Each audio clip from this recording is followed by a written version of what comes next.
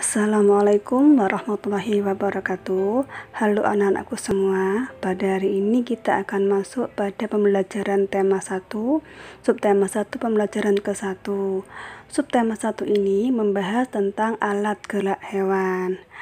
Disimak baik-baik ya, supaya kalian paham dan mengerti tentang materi yang Ibu jelaskan. Coba perhatikan, di sini ada gambar. Di sini ada Pak Rudi dengan Edo. Mereka sedang berada di sebuah kandang kelinci. Nah, di sini kita lihat kelincinya Pak Rudi banyak sekali. Dan Edo sangat menyukai kelincinya Pak Rudi.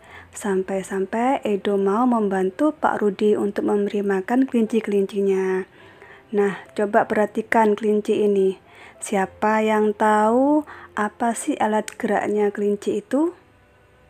Ya, betul. Kelinci bergerak dengan menggunakan kaki.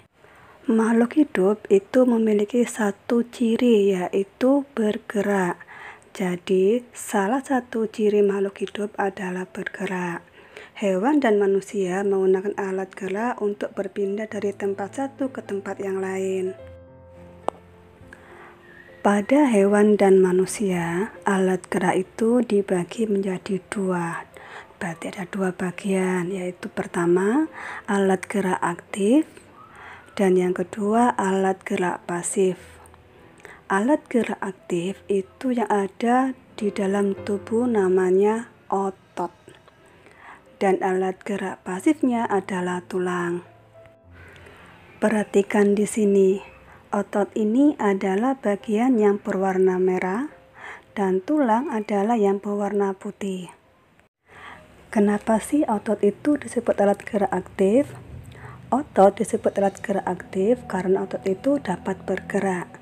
Sedangkan tulang disebut alat gerak pasif karena tanpa adanya gerakan otot, tulang tidak bisa bergerak.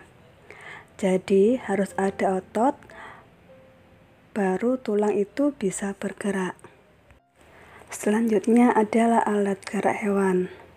Macam-macam alat gerak hewan. Di sini hewan itu bisa bergerak menggunakan kaki, menggunakan sayap, menggunakan sirip, dan ada juga hewan menggunakan otot perut. Selain untuk bergerak, pada beberapa hewan alat gerak juga dapat digunakan untuk memegang, melompat, memanjat, dan berenang. Coba kita lihat di sini, hewan yang bergerak dengan kaki. Nah, perhatikan di sini ada gambar rusa. Rusa bergerak menggunakan kaki. Kemudian ada gambar katak.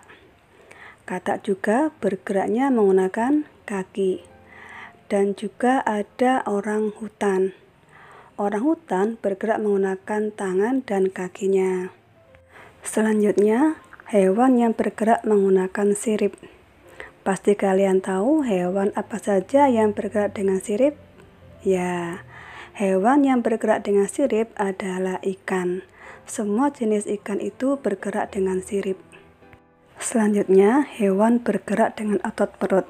Apa ya hewannya? Nah, ini adalah contoh hewan yang bergerak dengan otot perut, yaitu ular.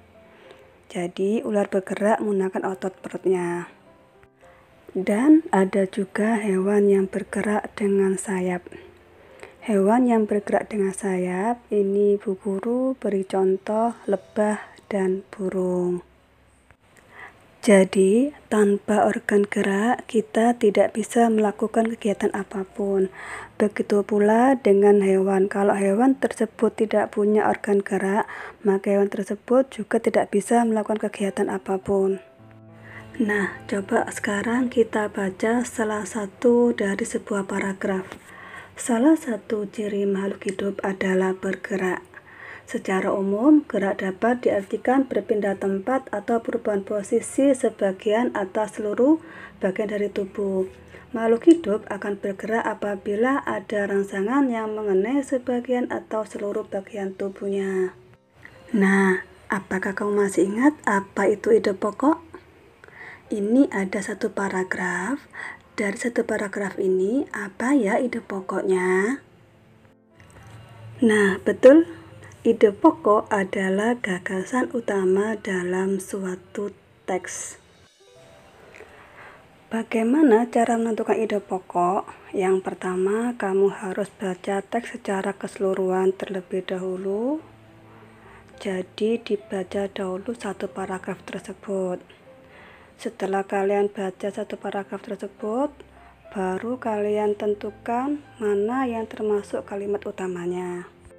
Setelah menemukan kalimat utamanya, yang ketiga, kalian menentukan inti dari kalimat utama tersebut. Karena biasanya ide pokok adalah inti dari kalimat utama tersebut.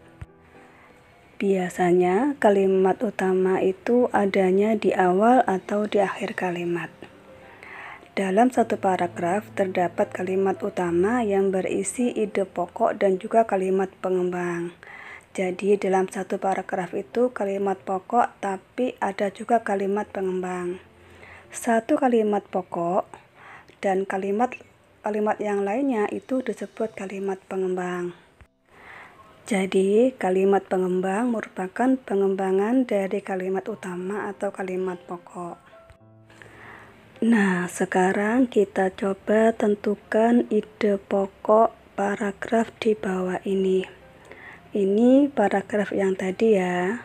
Setelah kalian baca di sini, kita bisa tentukan bahwa kalimat pokoknya ada di awal kalimat. Ini kalimatnya adalah kalimat pokok atau kalimat utama yang saya tandai dengan lingkaran merah. Dari kalimat utama ini kita bisa ambil apa sih ide pokoknya. Jadi ide pokok dari kalimat utama adalah ciri makhluk hidup adalah bergerak. Itu adalah ide pokoknya. Nah, sekarang mana kalimat pengembangnya? Kalimat pengembangnya adalah yang Ibu beri garis merah, yaitu kalimat-kalimat lainnya itu adalah kalimat pengembang. Cukup sekian materi yang Ibu sampaikan hari ini. Mudah-mudahan penjelasan ini bermanfaat. Pesan Bu Guru, jaga kesehatan dan rajin belajar. Terima kasih. Wassalamualaikum warahmatullahi wabarakatuh.